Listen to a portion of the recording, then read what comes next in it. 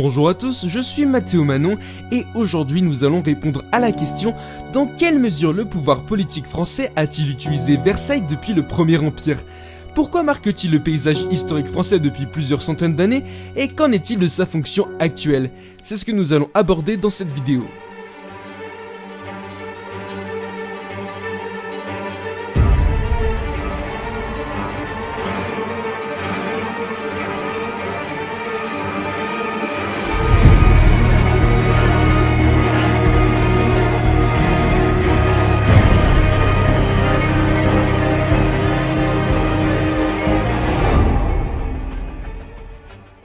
Tout d'abord, qu'est-ce que Versailles?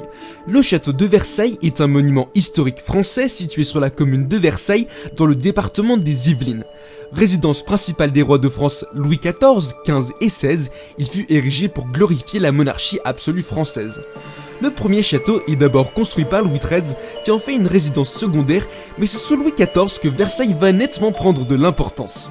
Il va d'ailleurs réaliser 4 campagnes pour l'agrandir, ce qui donnera naissance au château de Versailles que l'on connaît actuellement. Versailles sous le Premier Empire. Au début du règne de Napoléon Ier, il fut utilisé comme endroit de source de pouvoir, comme lorsque le pape Pie VII, venu pour le sacre de l'empereur, bénit la foule depuis la fenêtre centrale de la Galerie des Glaces. Délaissé par les gouvernements de la Révolution, Napoléon souhaitait redonner ses lettres de noblesse au château de Versailles et projetait de le restaurer. Mais au vu des coûts élevés prévus pour les travaux, il décida d'y renoncer. Néanmoins, il fera remettre en état le Grand Trianon, un palais de marbre rose au sein du parc du château de Versailles, ainsi que le Petit Trianon, autre petit château au milieu des jardins pour y séjourner en famille. Durant le règne de Napoléon Bonaparte, c'est le Grand Trianon qui servit de résidence familiale, même s'il n'y séjournera qu'à 3 reprises. Bien que Napoléon avait prévu de transformer Versailles en un palais digne du Premier Empire, la fin précipitée de ce dernier empêcha la réalisation de travaux.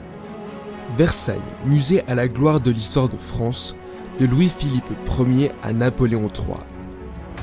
C'est en 1833 que Louis-Philippe Ier décide de transformer Versailles par l'intendance de son ministre, Camille Bachasson, en un musée dédié à l'histoire de France, comprenant l'Ancien Régime, la Révolution française, l'Empire ainsi que la Restauration.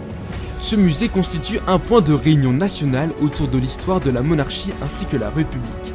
Et c'est la galerie des batailles, conçue personnellement par Louis-Philippe, d'une longueur de 120 mètres de long sur 13 mètres de large, qui expose sur ses murs pas moins de 32 tableaux commémorant les actions militaires glorieuses de l'histoire de France, de la bataille de Tolbiac en 496 jusqu'à Wagram en 1809 avec une victoire napoléonienne. Victor Hugo s'est réjoui d'un tel acte de la part de Louis-Philippe pour la mise en place d'un patrimoine culturel français. En un mot, c'est avoir donné à ce livre magnifique qu'on appelle l'histoire de France, cette magnifique reliure qu'on appelle Versailles. Il reste néanmoins un objet du pouvoir politique étant donné qu'il fut utilisé dans le cadre de festivités nécessitant une image forte du pouvoir en place, notamment lors du mariage du prince royal avec la princesse Hélène de Mecklembourg. Au règne de Napoléon III, le château de Versailles resta un lieu prestigieux de réception de personnalités en visite à Paris, notamment avec la reine Victoria de Grande-Bretagne en 1855 pour l'inauguration de la première exposition universelle de Paris. L'empereur continua le projet historique de Louis-Philippe en plaçant dans les salles d'Afrique les grands tableaux des événements marquants de son règne, guerre de Crimée, campagne d'Italie et du Mexique. Grand et Petit Trianon furent transformés en musées. Versailles, point de pouvoir national et international. Lors de la chute du Second Empire, Versailles est capturé par la Prusse et la Galerie des Glaces est reconvertie pour un temps en hôpital. Le roi de Prusse et sa cour investissent les lieux en octobre 1870 et le 18 janvier 1871 dans la Galerie des Glaces au lieu de l'histoire du pouvoir politique français, l'Empire allemand est fondé en son sein. Lors de la fin de la Première Guerre mondiale, pour se venger de l'affront allemand, le traité de paix qui met fin à la guerre est décrété à Versailles le 28 juin 1919. La France récupère ainsi 48 ans après l'Alsace et la Lorraine à l'endroit où elle les avait perdus. Versailles devient alors pour une période un point du pouvoir politique national mais aussi mondial étant donné que c'est ici qu'est signé le traité de paix à la fin de la Grande Guerre regroupant les principales puissances alliées, Royaume-Uni, États-Unis d'Amérique, Royaume d'Italie ainsi que l'Empire du Japon, sans oublier les puissances annexes. Durant la Seconde Guerre mondiale, Versailles est capturé par les nazis et utilisé comme musée par ces derniers, des gares déposant les soldats venant faire du tourisme. C'est aussi une partie de leur histoire qui s'est déroulée ici.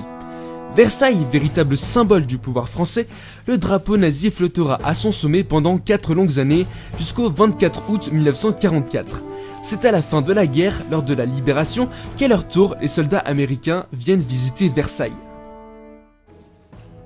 Versailles de nos jours. Les usages du château de Versailles de nos jours sont divers. Il y a les parties ouvertes au public, c'est-à-dire le musée, les parties réservées au Congrès lorsque les sénateurs et les députés se réunissent pour ratifier toute modification de la Constitution, mais aussi les parties réservées aux réceptions officielles des chefs d'État, comme avec John Fitzgerald Kennedy en 1961, la reine Elisabeth II en 1957 et 1972, Michael Gorbatchev en 85, Boris Elstine en 92, Xi Jinping en 2014 ou encore Vladimir Poutine en 2017. Une résidence présidentielle secondaire est disponible dans le parc de Versailles appelée La Lanterne. En 1982, du 4 au 6 juin, il abrite le sommet de Versailles, la 8e réunion du G7 avec les dirigeants des 7 pays démocratiques les plus industrialisés. Ainsi, le pouvoir politique a utilisé Versailles du Premier Empire à nos jours à des fins politiques, historiques, ainsi que culturelles, retranscrit notamment dans les grandes lignes par sa fonction de vitrine d'État pour l'ensemble des gouvernements depuis le Premier Empire jusqu'à la 5e République actuellement. C'est aussi un point de rendez-vous national où se mêlent l'Empire, la monarchie ainsi que la République depuis sa transformation en musée qui célèbre la mémoire de l'histoire française en 1837. Il fut utilisé à des fins étrangères pour la proclamation de l'Empire allemand au XIXe siècle, ainsi que le traité de Versailles le 28 juin 1919. N'oublions pas qu'il est encore d'actualité aujourd'hui car le Congrès s'y réunit lors d'une ratification de modification de la Constitution. Mais c'est aussi un lieu de rencontre diplomatique et un haut lieu du soft power français, comme lors de la réunion entre Emmanuel Macron et Vladimir Poutine le 29 mai 2017 avec la visite de la Galerie des Batailles. Inscrit depuis plus de 30 ans au patrimoine mondial de l'UNESCO, Versailles recense d'un point de vue artistique, culturel et historique les grands souvenirs du patrimoine français, notamment du pouvoir politique.